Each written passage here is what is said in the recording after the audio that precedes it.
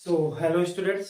तो हम लोग अब स्टार्ट करते हैं। इसमें कोऑर्डिनेट ज्योमेट्री में तुम्हारे 3 चैप्टर है। रिफ्लेक्शन, सेक्शन फॉर्मूला और एक इक्वेशन ऑफ लाइन, जिसमें हम रिफ्लेक्शन वाले चैप्टर को बाद में करेंगे। तो अभी हम थोड़ा सेक्शन फॉर्मूला और इक्वेशन ऑफ लाइन के कॉन्सेप्ट देख लेते हैं इस लेक्चर में, और फिर आगे के कुछ लेक्चर्स में हम लोग उनके कुछ क्वेश्चंस देखेंगे, इंपॉर्टेंट क्वेश्चंस देखेंगे और कुछ प्रीवियस ईयर के क्वेश्चंस भी देखेंगे। ठीक है। तो कुछ पहले बेसिक कॉन्सेप्ट तुम्हें सिखा देते हैं। देखो, बेसिक कॉन्सेप्ट में सबसे पहले आता है इस जब हम इक्वेशन ऑफ लाइन को पढ़ते हैं, जब हम किसी भी लाइन की इक्वेशंस को फाइंड करते हैं, तो सबसे पहले आता है बेसिक कॉन्सेप्ट में हमारे कोऑर्डिनेट्स, राइट। तो सबसे पहले एक प्लेन आता है इस तरीके का, जिसको हम बोलते हैं कार्टेशियन प्लेन। तुम सब जानते हो, इसको हम एक्स एक्सिस बोलते हैं और इसको क्या बोलते हैं, वाई एक्सिस। और इसी में सबसे पहले ये वाला पॉइंट आता है 0, फिर 1, फिर 2। जानते हो राइट साइड पॉजिटिव होता है, सिमिलरली अप साइड भी पॉजिटिव होता है। ऐसे ही डाउन वाला जो साइड होता है वो नेगेटिव, और लेफ्ट वाला साइड भी नेगेटिव होता है, राइट। तो ये हमारा इस पूरे प्लेन को हम कार्टेशियन प्लेन के नाम से जानते हैं, ठीक है। तो इसमें कुछ कोऑर्डिनेट्स होता है जिसको हम प्लॉट भी करते हैं। मान लिया अगर लेट्स सपोज अपने पास 1,2 है और दूसरा कोऑर्डिनेट है 2,1, तो हम इसको प्लॉट कर कर इसको पॉइंट को प्लॉट कर कर हम इसमें इक्वेशन ऑफ लाइन भी निकाल सकते हैं। कैसे? देखो, 1,2 होता है, इसका मतलब होता है, ध्यान रखना हमेशा, सबसे पहले आता है x कोऑर्डिनेट और फिर आता है y कोऑर्डिनेट। तो x coordinate according to this particular point is what, 1। So x की वैल्यू 1 है और y की वैल्यू 2 है। मींस हमारा पॉइंट क्या बना, x की तो 1 है, फिर y, x की 1 पर गए हम, फिर y की 2 है, मींस ऊपर चले गए हम, तो ये x y में 1,2 बन गया, राइट। और इसमें 2,1 मींस x की 2 है और y की 1 है, तो मतलब ये पॉइंट बन गया, राइट। अब हम इसको ऐसे ज्वाइन करके लाइन को बना सकते हैं इसको, राइट। तो ऐसे हमारी ये लाइंस हम लोग इसमें ड्रॉ कर सकते हैं। ये हमने 9th क्लास में सीखा भी था, ठीक है। तो इसमें मेन चीज इसमें सबसे पहले आती थी कि इस लाइन का स्लोप निकालना, राइट। और स्लोप निकालने के लिए हम लोगों को एक फॉर्मूला पता है स्लोप का, जो हमारे 9th क्लास में भी था। एंड देन स्लोप निकालने का फॉर्मूला था m is equal to tan theta, right. अब सबको पता है tan is the trigonometric ratio, right. Main बात यहाँ पे आती थी कि थीटा कौन सा एंगल होगा, तो ये सबसे इंपॉर्टेंट है। अब हम इसमें देखते हैं सबसे इंपॉर्टेंट जो पहली चीज जो 10th क्लास में आती है कि ये जो थीटा हम लेते हैं ये क्या होता है, राइट। सो थीटा, देखो कोई भी लाइन है ना, जैसे यही लाइन थी एक हमारी लाइन, इसको मैंने नाम वैसे ही दे दिया L। और ये लाइन जब x एक्सिस से कुछ एंगल बनाती है, वो भी राइट साइड से, राइट, इसको हम थीटा बोलते हैं, राइट। ये ध्यान रखना, मींस x एक्सिस से कुछ एंगल बनाया है ये वाला, राइट। एक और एक एग्जांपल देख लो, मान लिया ऐसे है और उसने ये बोल रखा है, तो ये एंगल नहीं होगा हमारा थीटा। थीटा कौन सा एंगल होगा, x एक्सिस की मींस राइट हैंड साइड से जब कोई एंगल बनाता है, मींस पॉजिटिव डायरेक्शन, इसको बोला जाता है positive direction of x axis. और x एक्सिस की पॉजिटिव डायरेक्शन होती है राइट हैंड साइड में, लाइन के राइट हैंड साइड में। इसका मतलब ये मत समझना कि खाली यहां से एंगल बनेगा, नहीं, ऐसा कुछ नहीं है। मींस लाइन ऐसा आ रही है ना, तो जहां पे कट किया x एक्सिस को उसकी राइट डायरेक्शन देखो, वहां से जो एंगल बना that we called as theta, right.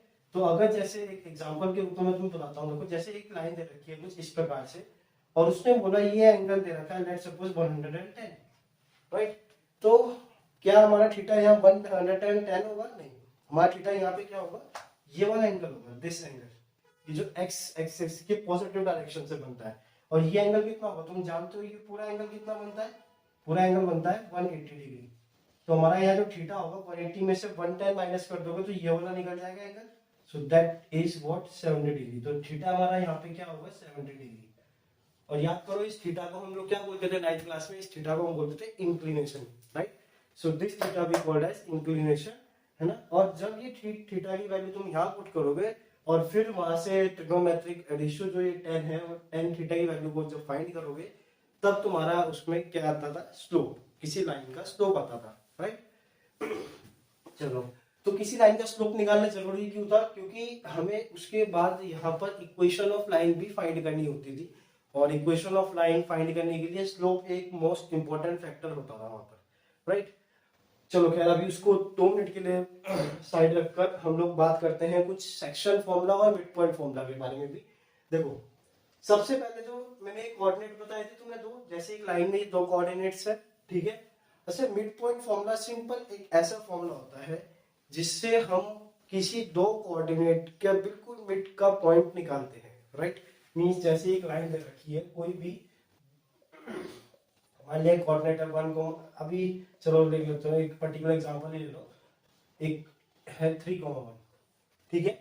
इसमें अगर हमें मिड का पॉइंट निकालना है, means that is mid point निकालना है, पी पॉइंट निकालना है, तो उसका सबसे इजी सा फॉर्मूला था पी। इसके कोऑर्डिनेट कैसे होंगे, x, y के y टाइप के होंगे, क्योंकि मैंने अभी भी बताया कि कोऑर्डिनेट हमेशा x, y टाइप के होते हैं। तो वो x, y यानी वो कोऑर्डिनेट x, y क्या होगा, उसका एक फॉर्मूला होता है, क्योंकि ये मिड पॉइंट फॉर्मूला है, क्योंकि ये मिड पॉइंट है।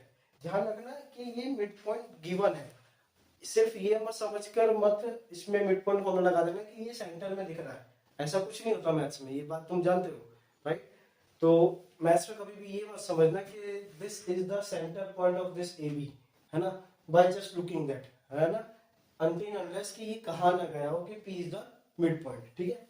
तो चलो ठीक है, यहाँ पे कैसे कह रखा है कि P is mid point of A B, P A B का मिड पॉइंट है। तो that means what, that P के कोऑर्डिनेट कैसे निकाल सकते हैं हम, x1 plus x2 upon 2 and y1 plus y2 upon 2।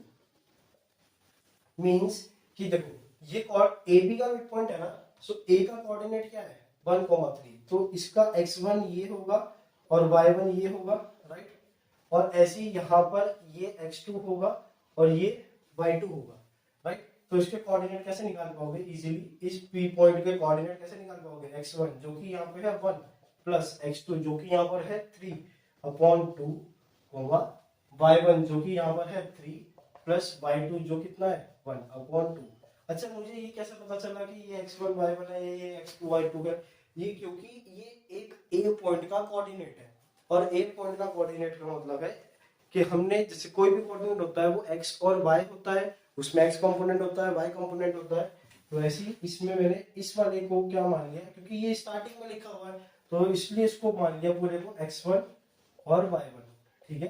याद रखना ऐसे मत कर देना कि ये x1 x2, क्योंकि x1 है ना उसके साथ दूसरा जो पॉइंट होगा, दूसरा जो कंपोनेंट होगा वो y का होगा, तो इसीलिए वो y1 होगा, राइट। सेम ही है यहाँ पे ये x2 है एंड दिस इज y2, ठीक है। तो यहाँ से हमने ये फॉर्मूला को अप्लाई किया और you will get the answer 4/2 and then again 4/2, that is for 2,2। So this is actually what the mid point P of this line AB, ठीक है।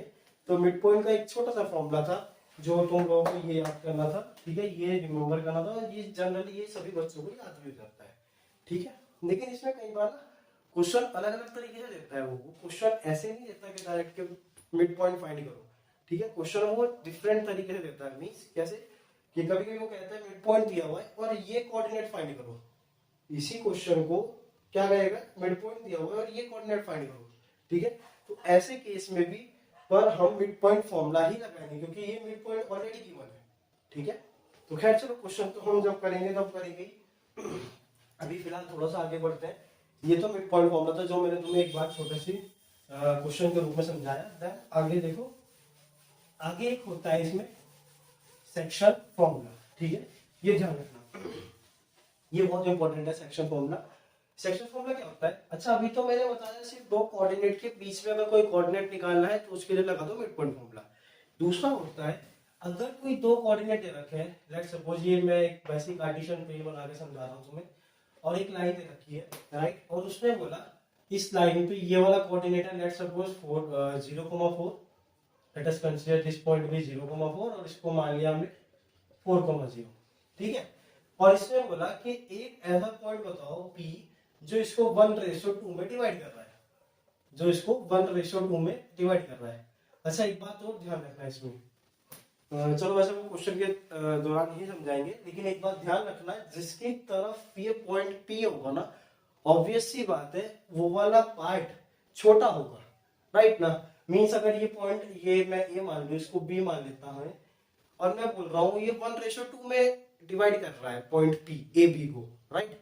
और ए बी को जब ये 1:2 में डिवाइड कर रहा है तब उस केस में ये फिगर गिवन है तुम्हारे को, है ना। और उसने ये नहीं दिया, उसने सिर्फ ये बोला पी इज डिवाइडिंग बी ए इन 1:2, ठीक है। तो इसका मतलब पी बी ए ऐसे है ना लाइन, उसको 1:2 में कर रहा है। अगर इससे कभी नहीं समझे तो फिगर देखकर ही तुम समझ जाओगे कि यहाँ पर पी बी पार्ट छोटा पार्ट है और ए पी पार्ट बड़ा पार्ट है। तो इसका मतलब रेशियो 1 कहाँ लिखा जाएगा, यहाँ। 2 कहाँ लिखा जाएगा, यहाँ, ठीक है।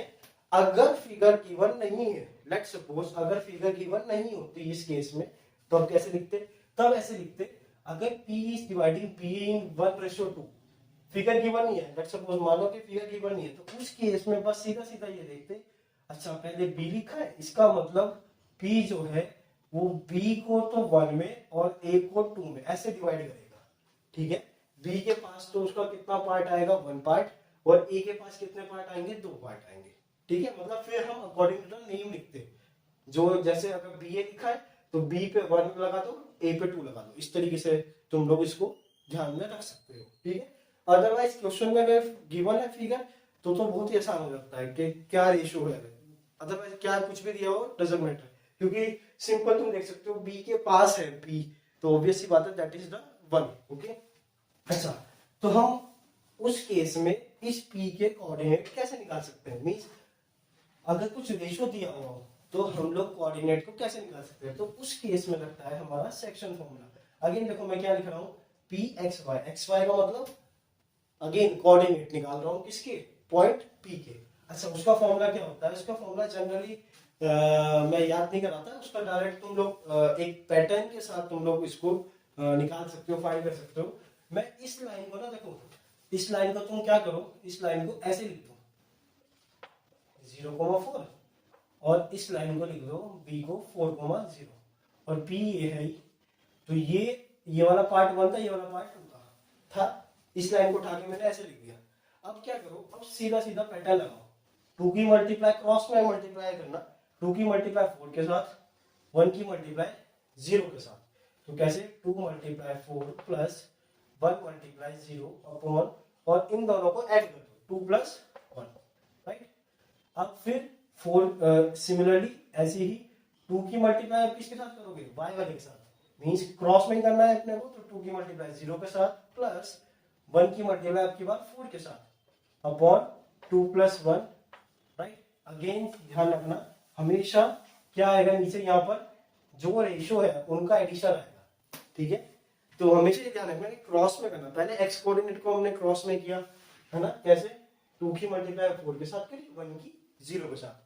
फिर हमने यही काम y में किया, 2 की मल्टीप्लाई की बार y वाला कौन सा था, इधर वाला 0 वाला, और 1 वाला कौन सा था, 4 वाला, तो 1 मल्टीप्लाई 4 एंड 2 मल्टीप्लाई 0, और नीचे दोनों केस में नीचे क्या करेंगे, हम रेशियो जो लिखा हुआ है उसको ऐड कर देंगे। अब इसको सॉल्व कर लो तो तुम्हारा आंसर आ जाएगा 8 plus 0 means 8/3 and that is 4/3।